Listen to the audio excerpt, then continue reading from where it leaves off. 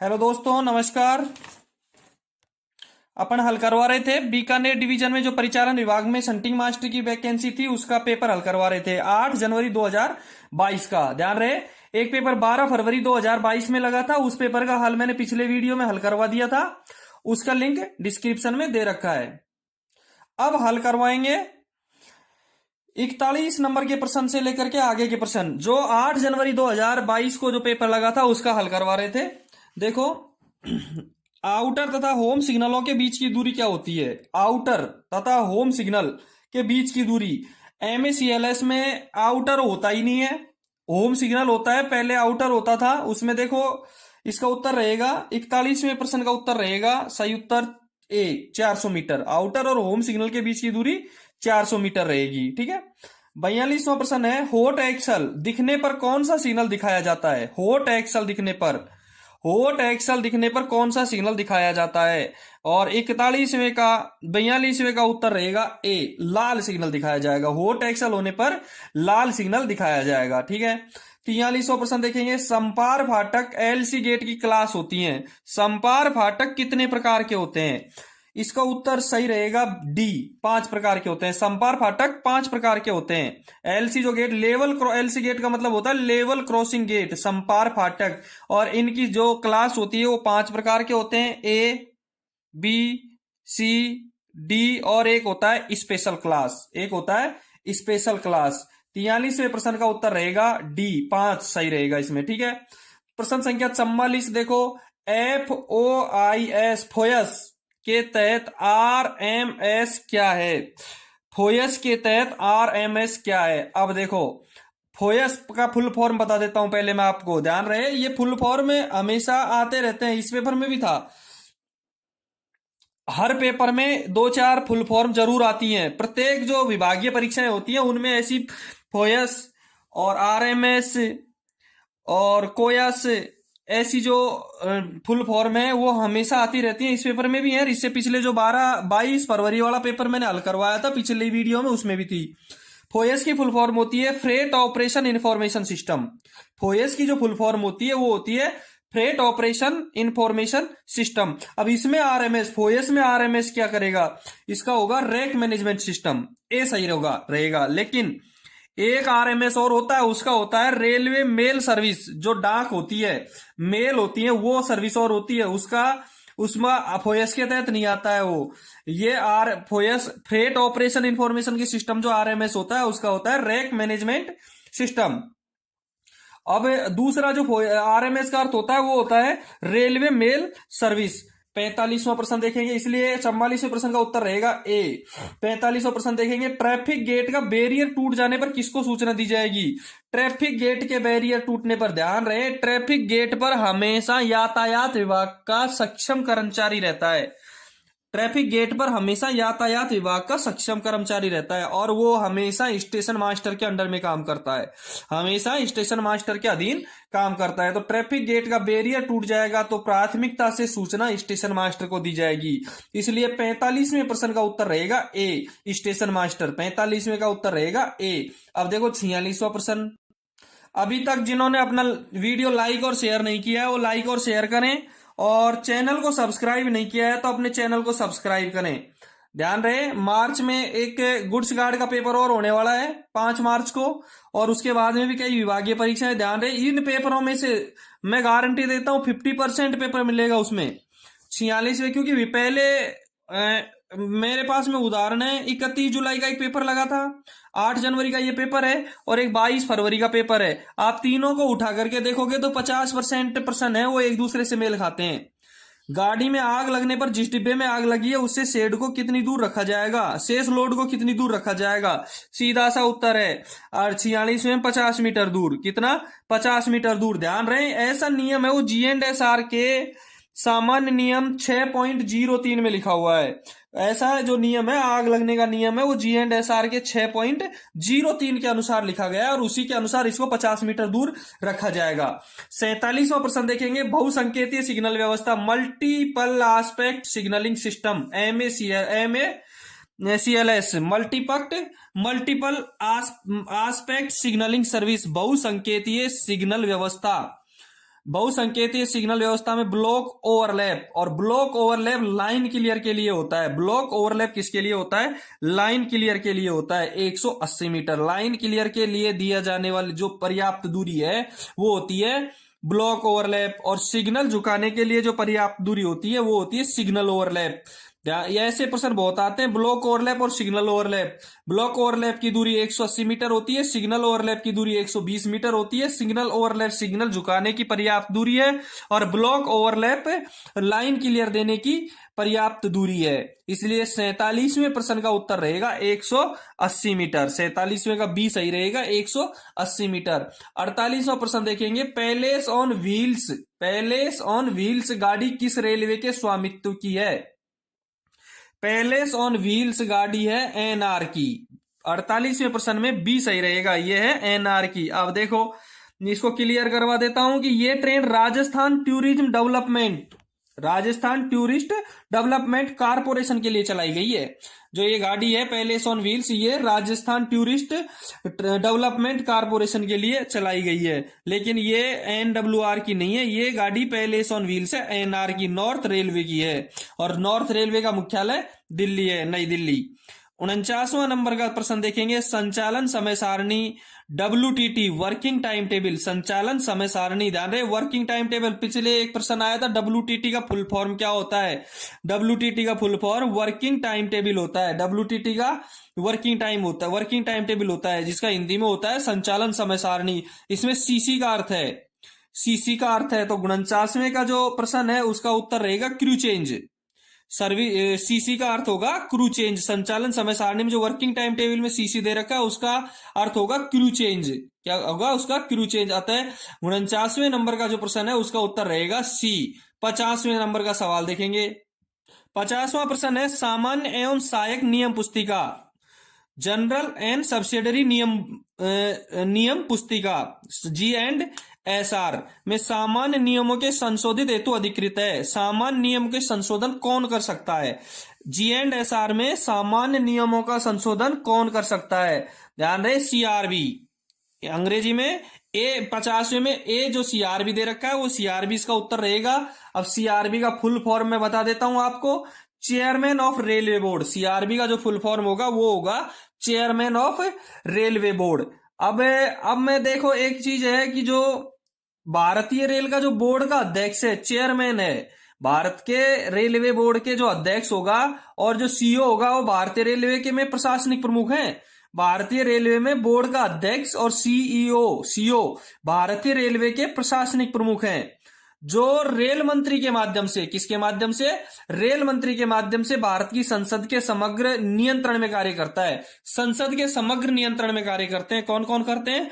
भारत का जो railway board का अध्यक्ष और CEO संसद के समग्र नियंत्रण में कार्य करता है। ध्यान रहे, अध्यक्ष रेल मंत्रालय के लिए भारत सरकार के पदेन प्रधान सचिव के रूप में भी कार्य करेगा। जो CRB है वो भारत सरकार के रेल मंत्रालय के लिए भारत सरकार के पदेन प्रधान सचिव के रूप में भी कार्य करेगा। सामान्य एवं सहायक नियम पुस्तिका के नियम को संशोधन करेगा CRB, जो भारत सरकार के पदेन प्रधान सचिव के रूप में भी कार्य करता है। ठीक है।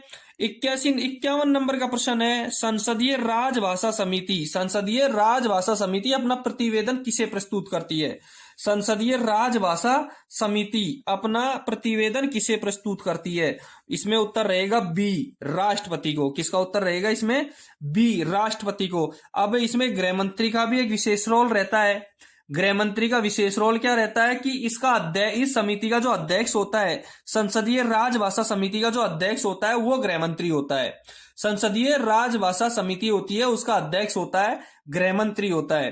देखो जो ये समिति होती है संसदीय राजभाषा समिति, उसमें 30 सदस्य होते हैं। संसदीय राजभाषा समिति होती है, उसमें कुल 30 सदस्य होते हैं। लोकसभा के होते हैं 20 सदस्य और 10 सदस्य राज्यसभा के होते हैं। 20 सदस्य तो लोकसभा के होते हैं और 10 सदस्य राज्यसभा के होते हैं। और इसका जो समिति के अध्यक्ष का चुनाव है वो समिति के सदस्यों के द्वारा ही किया जाता है।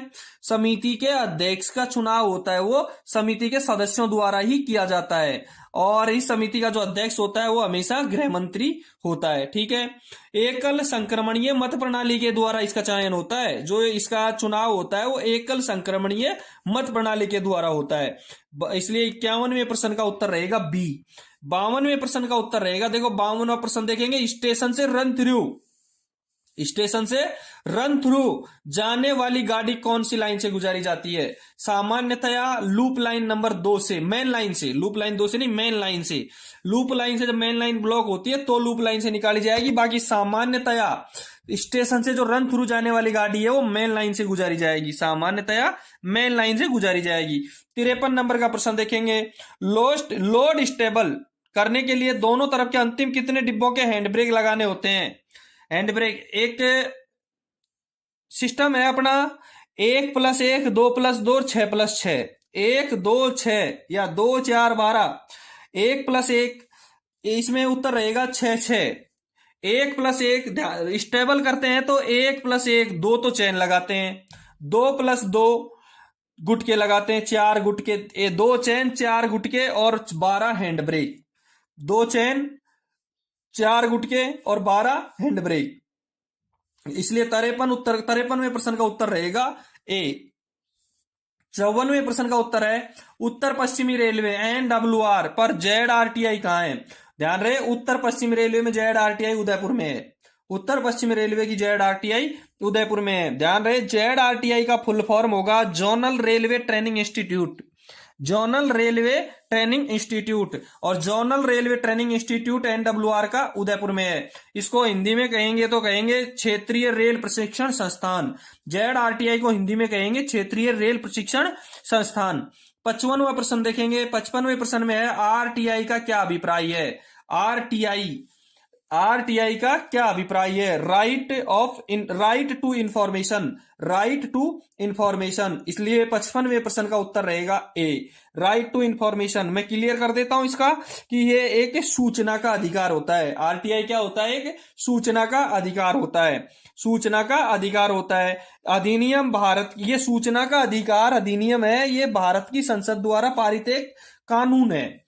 जो RTI है, इंफॉर्मेशन, राइट टू इंफॉर्मेशन, वो एक भारत की संसद द्वारा पारित एक कानून है जो 12 अक्टूबर 2005 को लागू किया था। हिंदुस्तान में 12 अक्टूबर 2005 को लागू किया था। RTI है वो 12 अक्टूबर 2005 को लागू किया गया था। 56वें प्रश्न का उत्तर रहेगा, ट्रेन पार्ट होने पर रात के समय कौन सा सिग्नल दिया जाता है? ध्यान रहे, ट्रेन पार्ट होने पर रात के समय सफेद बत्ती दिखाएगा, रात के समय सफेद बत्ती दिखाएगा ऊपर से नीचे तक, शरीर के ऊपर से नीचे तक। ट्रेन पार्ट होने पर रात के समय सफेद बत्ती दिखाएगा, वो भी शरीर के ऊपर से नीचे तक। 57वां प्रश्न रहेगा, इसलिए 56वें का बी सही रहेगा। 57वें का उत्तर रहेगा, उत्तर पश्चिमी रेलवे पर मंडलों की संख्या है। ये प्रश्न बार बार आ रहा है, ये प्रश्न बहुत बार आ चुका है। उत्तर पश्चिमी रेलवे पर मंडलों की संख्या, उत्तर पश्चिम रेलवे में 4 मंडल हैं, डिवीजन, 4 डिवीजन है। ध्यान रहे, उत्तर पश्चिमी रेलवे की स्थापना 1 अक्टूबर सन 2002 को हुई थी।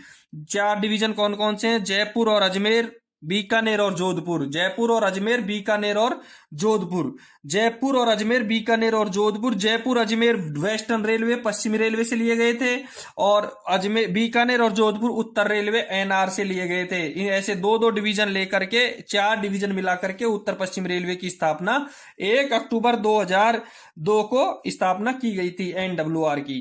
अगला प्रश्न देखेंगे, 58 नंबर का प्रश्न है, उत्तर पश्चिमी रेलवे पर ग्रुप सी हेतु कार्मिक प्रशिक्षण केंद्र, पर्सनल ट्रेनिंग सेंटर। ध्यान रहे, उत्तर पश्चिमी रेलवे में ये जो सेंटर है, पर्सनल ट्रेनिंग सेंटर है, कार्मिक प्रशिक्षण केंद्र, ये रहेगा जोधपुर में है। ये कहां है? जोधपुर में स्थित है। कार्मिक प्रशिक्षण केंद्र जोधपुर में स्थित है। अगला प्रश्न देखेंगे 59 नंबर का, 59 नंबर का प्रश्न देखेंगे। देखो, RDSO का मुख्यालय हेडक्वार्टर कहां है? RDSO का हेडक्वार्टर कहां है? देखो, अपने वीडियो को लाइक करना, और यदि इसमें कोई प्रॉब्लम हो तो कमेंट बॉक्स में जरूर कमेंट करना। विभागीय परीक्षाओं में इन्हीं प्रश्नों में से प्रश्न आते रहते हैं। और अभी तक चैनल सब्सक्राइब नहीं किया है तो चैनल सब्सक्राइब करना। RDSO का मुख्यालय कहां है? अब मैं RDSO का मुख्यालय बताने से पहले आपको इसका फुल फॉर्म बता देता हूं। देखो, इसका फुल फॉर्म होता है research design and standard organisation. Research design and standard organisation, और इसकी स्थापना भारतीय रेल मंत्रालय ने की थी। इसकी स्थापना आरडीएसओ की स्थापना किसने की थी? भारतीय रेल मंत्रालय ने की थी 1957 में। आरडीएसओ की स्थापना भारतीय रेल मंत्रालय ने 1957 में की थी। इसका अंग्रेजी में है research design and standard organisation, और हिंदी में इसको कहेंगे अनुसंधान अभिकल्प एवं मानक संगठन। अनुसंधान अभिकल्प एवं मानक संगठन कहेंगे। ध्यान रहे, आरडीएसओ भारत की एक अनुसंधान एवं विकास संस्था है जो रेल मंत्रालय के अधीन काम करती है। जो आरडीएसओ है वो आरडीएसओ जो भारत की एक अनुसंधान एवं विकास संस्था है जो रेल मंत्रालय के अधीन काम करती है, और इसका मुख्यालय लखनऊ में है। इसका मुख्यालय लखनऊ में है। आरडीएसओ का मुख्यालय लखनऊ में है। 59वें का उत्तर रहेगा बी, आरडीएसओ का मुख्यालय लखनऊ में रहेगा। लखनऊ में रहेगा क्या? लखनऊ में है। अब प्रश्न संख्या 60वां देखेंगे।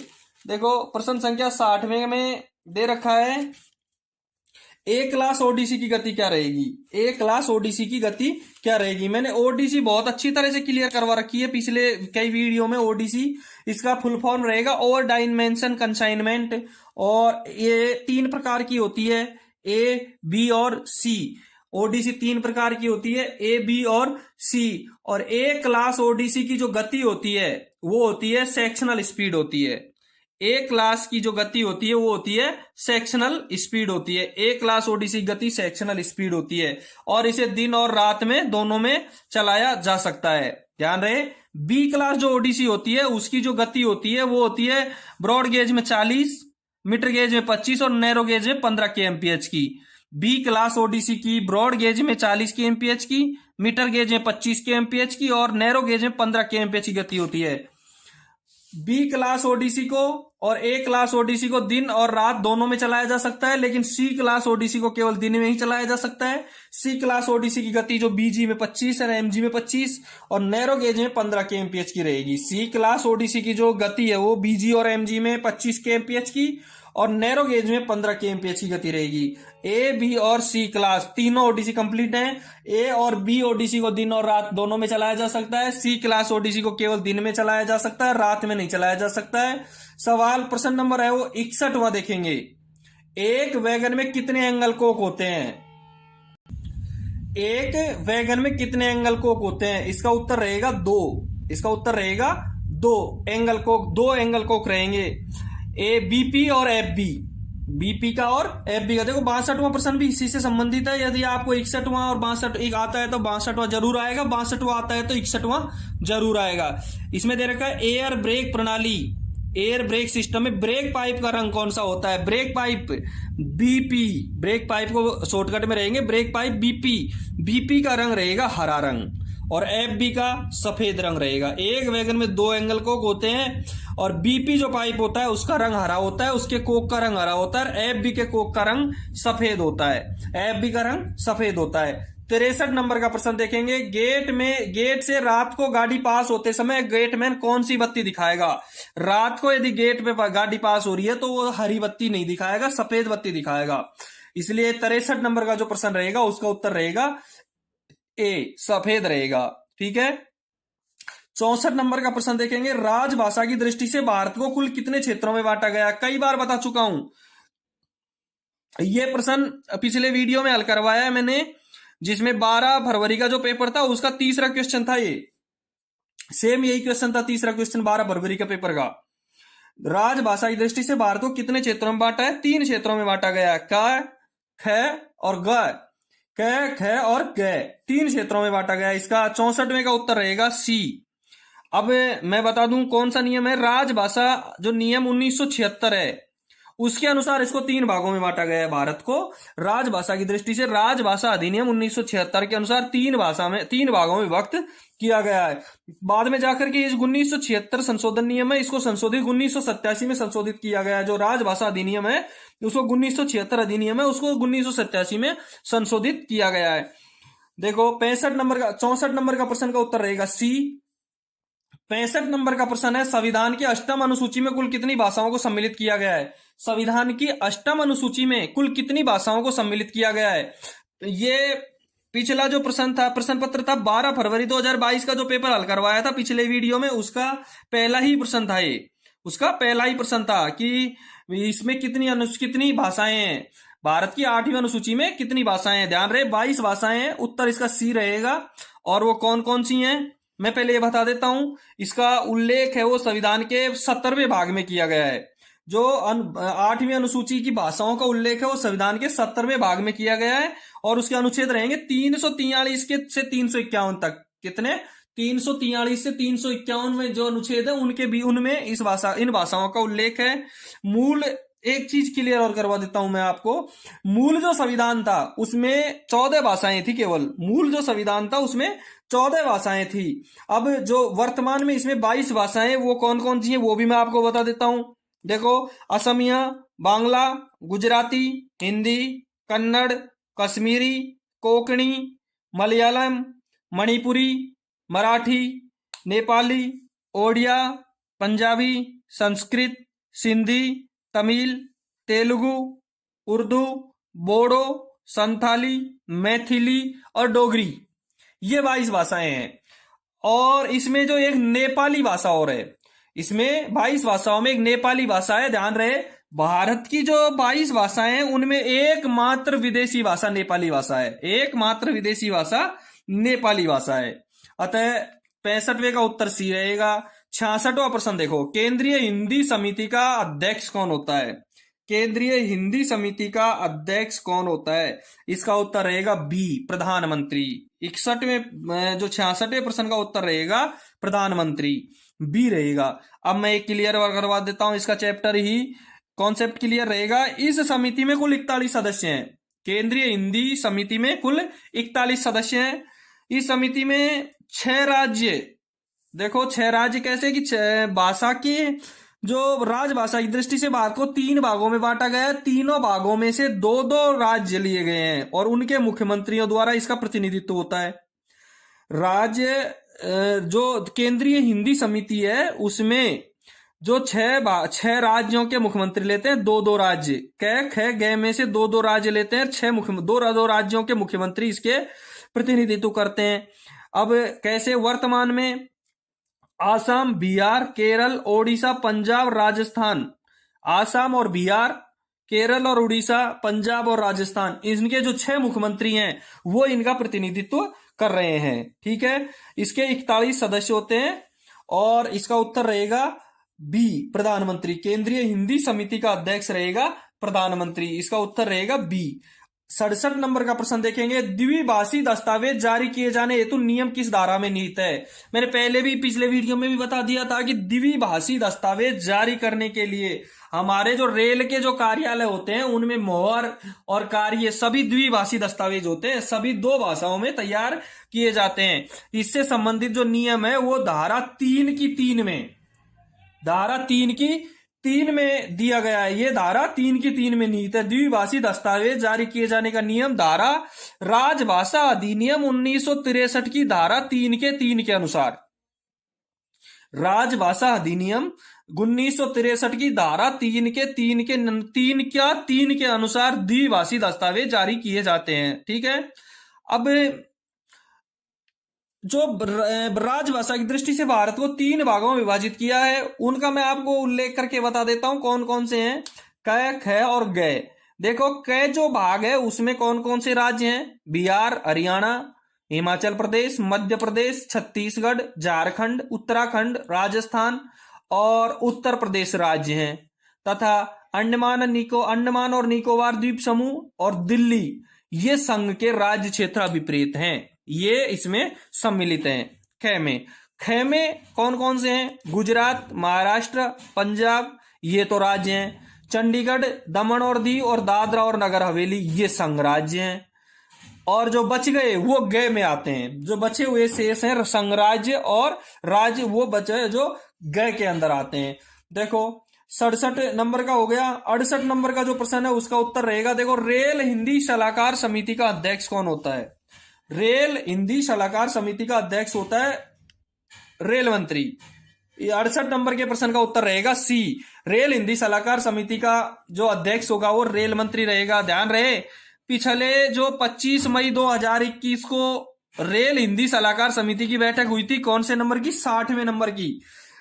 25 मई 2021 को हिंदी सलाहकार समिति की जो बैठक हुई थी 60वें नंबर की, उसकी अध्यक्षता रेल मंत्री पीयूष गोयल ने की थी। उसकी अध्यक्षता रेल मंत्री पीयूष गोयल ने की थी। रेल हिंदी सलाहकार समिति का अध्यक्ष रेल मंत्री होता है। पिछले 25 मई 2021 को 60वीं रेल हिंदी सलाहकार समिति की बैठक हुई थी, जिसकी अध्यक्षता पीयूष गोयल ने की थी। 69 नंबर का प्रश्न देखेंगे, निम्न में से बीकानेर मंडल में कौन सा नोटिस स्टेशन नहीं है? बीकानेर मंडल में नोटिस स्टेशन नहीं है। सूरतगढ़ ये नोटिस स्टेशन है, हनुमानगढ़ ये भी नोटिस स्टेशन है, गंगानगर ये भी नोटिस स्टेशन है, पीलीबंगा नोटिस स्टेशन नहीं है। अतः 69 नंबर के प्रश्न का उत्तर रहेगा डी। 70 नंबर का प्रश्न है, बीकानेर मंडल का विस्तार निम्न में से किस राज्य में नहीं है? बीकानेर मंडल का विस्तार निम्न में से किस राज्य में नहीं है? राजस्थान में तो है, पंजाब में भी है, हरियाणा में भी है और गुजरात में नहीं है। राजस्थान बीकानेर मंडल का जो विस्तार है वो गुजरात में नहीं है। 71 नंबर के प्रश्न में देखो, निम्न में से किस स्थान पर ART स्थित नहीं है? लालगढ़ में ART है, जोधपुर में ART है, भटिंडा में है, चूरू में स्पार्ट है। चूरू में स्पार्ट है। ध्यान रहे, ART का फुल फॉर्म रहेगा एक्सीडेंट रिलीफ ट्रेन और स्पार्ट का self provide accident relief train, ये स्पार्ट का उत्तर रहेगा जो चूरू में है। 72 नंबर का प्रश्न देखेंगे, एलनाबाद स्टेशन किस सेक्शन में स्थित है? तो इसका उत्तर रहेगा डी, हनुमानगढ़ और सादुलपुर सेक्शन में। एलनाबाद किस सेक्शन में है? हनुमानगढ़ और सादुलपुर में। डी सही रहेगा इसका। 73वें प्रश्न का उत्तर रहेगा, देखो, विश्व हिंदी सचिवालय किस देश में स्थित है? विश्व हिंदी सचिवालय और देखो, विश्व हिंदी सचिवालय मॉरिशस में स्थित है। इसका उत्तर रहेगा डी, मॉरिशस में स्थित है। ध्यान रहे, विश्व हिंदी सचिवालय मॉरिशस के मोका गांव में स्थित है और ये 11 फरवरी 2008 से कार्यरत है। हिंदी का एक अंतर्राष्ट्रीय भाषा के रूप में संवर्धन करने और विश्व हिंदी सम्मेलनों के आयोजन को संस्थागत व्यवस्था प्रदान करने के उद्देश्य से विश्व हिंदी सचिवालय की स्थापना का निर्णय लिया गया था। इसका जो मेन उद्देश्य है वो है हिंदी का एक अंतर्राष्ट्रीय भाषा में संवर्धन करना और विश्व हिंदी सम्मेलनों को आयोजन को संस्थागत व्यवस्था प्रदान करना। और इसका जो ये कब से कार्यरत है? 11 फरवरी 2008 से। ये मॉरिशस के मोका गांव में स्थित है। विश्व हिंदी सचिवालय मॉरिशस के मोका गांव में स्थित है। अगला प्रश्न देखेंगे 74 नंबर का। 74 नंबर के प्रश्न को हल करने से पहले अपने वीडियो को लाइक और शेयर करना और चैनल अभी तक सब्सक्राइब नहीं किया है वो चैनल सब्सक्राइब करना। 74 नंबर का प्रश्न है, निम्न में से बीकानेर मंडल का इंटरचेंज पॉइंट नहीं है। बीकानेर मंडल का इंटरचेंज पॉइंट नहीं है। ध्यान रहे, फलौदी, बीकानेर, फलौदी, पालनपुर, रेवाड़ी और रतनगढ़। फलौदी, पालनपुर, रेवाड़ी और रतनगढ़। रतनगढ़ जोधपुर का, फलौदी जोधपुर का और रेवाड़ी जयपुर का इंटरचेंज पॉइंट है। पालनपुर है वो इंटरचेंज पॉइंट नहीं है बीकानेर डिवीजन का। पालनपुर बनासकांठा जिले का में स्थित है और वेस्टर्न रेलवे गुजरात में आता है। पालनपुर गुजरात में आता है जो वेस्टर्न रेलवे के बनासकांठा जिले में स्थित है। 75 नंबर का प्रश्न रहेगा, बीकानेर मंडल पर वर्तमान में मंडल रेल प्रबंधक का नाम। वर्तमान में मंडल रेल प्रबंधक इसमें तो है नहीं भैया, इनमें से कोई नहीं आएगा। ठीक है। 76वां प्रश्न देखेंगे, निम्न में से कौन सा शंटिंग का एक लूप प्रकार है? शंटिंग का प्रकार है hand shunting, loose shunting, flat shunting, hand shunting, loose shunting और फ्लैट शंटिंग और ग्रेविटी शंटिंग और हम्प और fly shunting. Hand shunting, loose shunting, flat shunting, gravity shunting, hump shunting और फ्लाई शंटिंग। तो इसमें से एक प्रकार सारे ही प्रकार है। उत्तर रहेगा इसका डी। 76वें का उत्तर रहेगा डी। शंटिंग 6 प्रकार की होती है, hand shunting, loose shunting, flat shunting, gravity shunting, hump shunting और फ्लाई शंटिंग। 77 नंबर के प्रश्न में देखो, गुलाबी नगरी पिंक सिटी किस शहर का उपनाम है? 77 नंबर का प्रश्न में गुलाबी नगरी है वो पिंक सिटी किस शहर का उपनाम है? ध्यान रहे, जयपुर। उसका उत्तर रहेगा ए, गुलाबी नगरी जयपुर का एक उपनाम है। देखो, उदयपुर के उपनाम है वो मैं आपको गिना देता हूं, झीलों की नगरी, मेवाड़, मेदपाट, प्रागवाट, पूर्व का वेनिस। उदयपुर को इन नामों से जाना जाएगा। बीकानेर को किन नामों से जाना जाएगा? सी में बीकानेर है, राती घाटी, जांगल प्रदेश और ऊंटों का देश। और कोटा को नंदग्राम, शिक्षा नगरी, राजस्थान का कानपुर भी कहा जाता है, गुलाबी नगरी कहेंगे जयपुर को। और 77 नंबर में प्रश्न में उत्तर रहेगा ए।